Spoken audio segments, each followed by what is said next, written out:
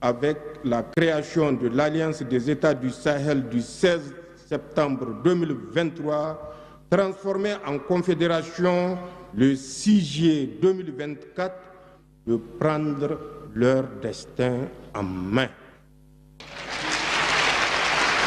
Cette décision, nous l'avions prise en toute responsabilité et en pleine connaissance des enjeux et des défis qu'elle comporte, ainsi que de toutes les conséquences qui y sont potentiellement attachées.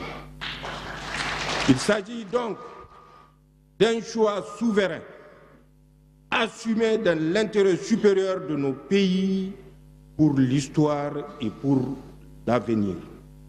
En effet, après plus d'une décennie de massacres de nos innocentes populations, dans l'indifférence totale des uns et la complicité active des autres, nous ne pouvions continuer à tolérer la permanence du système de prédation inefficace et corrompu mis en place dans nos pays. D'autant plus qu'aucune perspective de sortie de crise n'était en vue. Pire, des indices concordants accréditaient la thèse que le système en place n'avait pas la solution à notre problème sécuritaire. Il était plutôt une importante partie problème.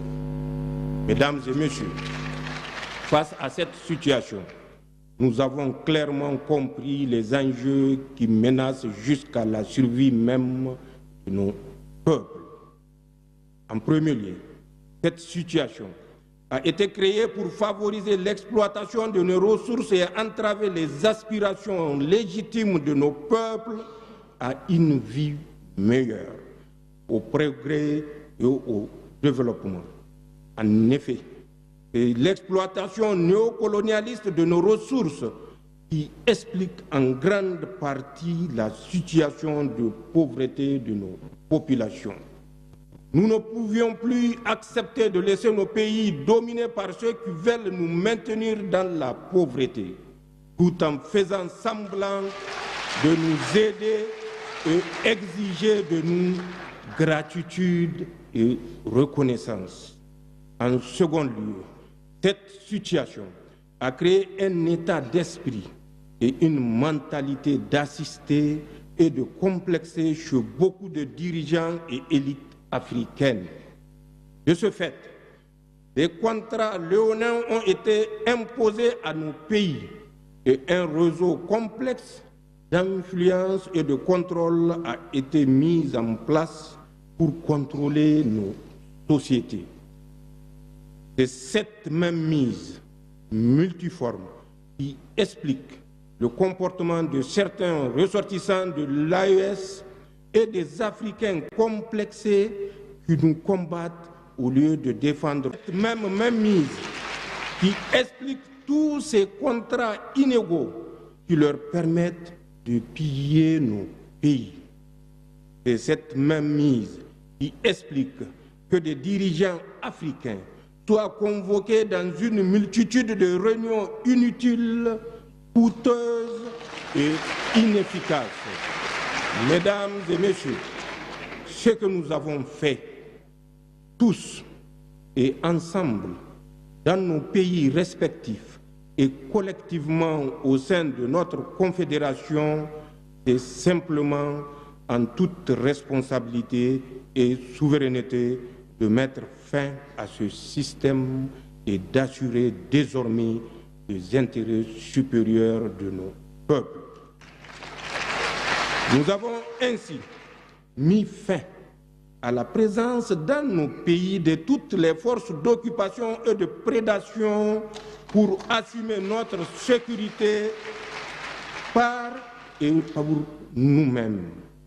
Cela parce que l'expérience vécue a forgé notre conviction que personne ne le fera à notre place. Ce que nous avons fait, c'est d'assumer notre souveraineté pleine et entière. Aucun pays, aucune organisation internationale et aucun groupe d'intérêt ne décidera encore pour nos pays, Inch'Allah. Désormais, les décisions qui concernent nos peuples se prennent à Ouagadougou, à Bamako, à Niamey, sur le territoire confédéral, par les autorités de la Confédération et pour les citoyens de la Confédération et nulle part ailleurs. C'est le plus grand héritage que nous puissions léguer aux générations futures et que nous devrons tous garder jalousement. Notre conviction est qu'il n'y a pas de progrès, il n'y a pas de développement sans indépendance véritable, sans souveraineté pleine et entière. Il n'y a pas de précédent historique d'un pays sous domination qui a réussi à se développer. Seuls des États véritablement souverains élaborent des politiques publiques à même d'impulser le progrès et le développement. Ce que nous avons fait, c'est de mettre un terme à tous les contrats léonins et engagements biaisés qui ne font que dans le sens des intérêts de nos États et de nos populations. Désormais, les seuls contrats que nous motivent sont ceux qui